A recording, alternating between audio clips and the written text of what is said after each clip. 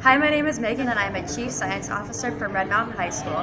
My vision for this year is to really and truly just bring STEM to life in my campus and neighboring schools around my community. That we can make science fun. Like kids like us, we're the future. Inspire my peers to feel more excited about learning. Well, this year I'm really looking to try and improve the CSO program and pave the way for other CSOs to have a good impact in their community. I think they figured out a model that could be really important for the whole future of our country. Often we look around in the community, we're talking about future workforce, we're talking about education and jobs, and we talk in these conversations with adults, and there's never kids in the room. And so they're an important voice when we're really talking about what's happening in the future. Similarly, when we talk about bringing opportunities to schools, it's very rare that you ever see kids in the conversation with the principals, with the administrators, and the teachers. How do we establish a mechanism to get the kids part of that conversation? So the key features to a Chief Science Officer is first, they're elected by their peers. Second, they're a 6th to 12th grade student. Third is that they have an interest in STEM and innovation. And fourth is they have a passion to impact their school and their community. Hi, my name is Katerina. I'm a CSO at Mesa Academy for Advanced Studies. I'm Chief Science Officer from Santa Fe Honor High School. And I am a CSO from Isaac Middle School. I'm the Chief Science Officer from Cibola High School. And I'm a CSO for Desert Meadows Elementary School.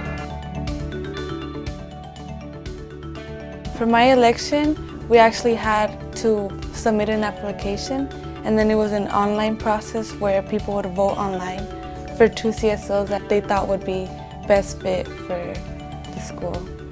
I think the election's important because it really gives the other students on the campus a voice in helping to decide who they think would be best to represent their site. And I think it gives the CSOs some, we'll call it street cred, with their own people at their school, with the other students, so that they know that they've been selected and are representing not just themselves, but the entire population.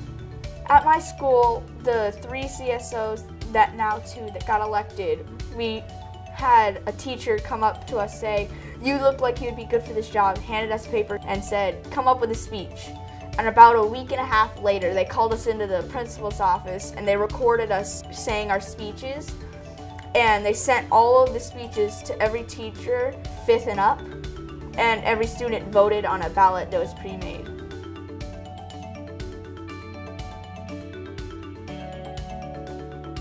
On my school, I have helped set up science cafes where we bring in a professional in any business and we'd send out flyers and there'd be food in the corner and they just present what they do for their job. I also had multiple booths at my school, like just doing fun, interactive science experiments that invited the students to come and have fun with science.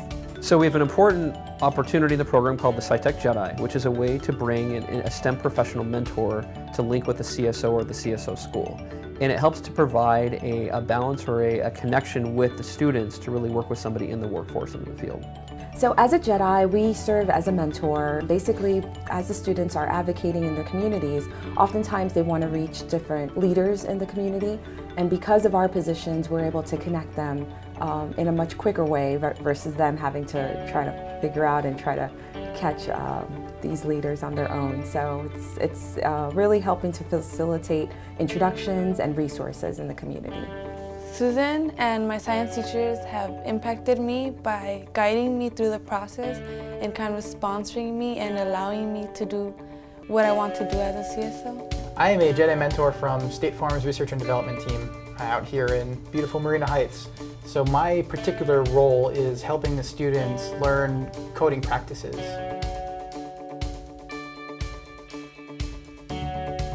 To get engaged in my community, the Institute helping me learn to network and how to communicate to people more respectfully. And it really helped because now I have like business card stacks like this big at my house. So.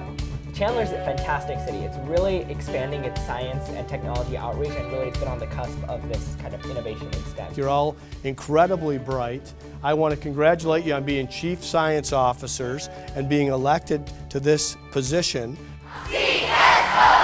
CSO!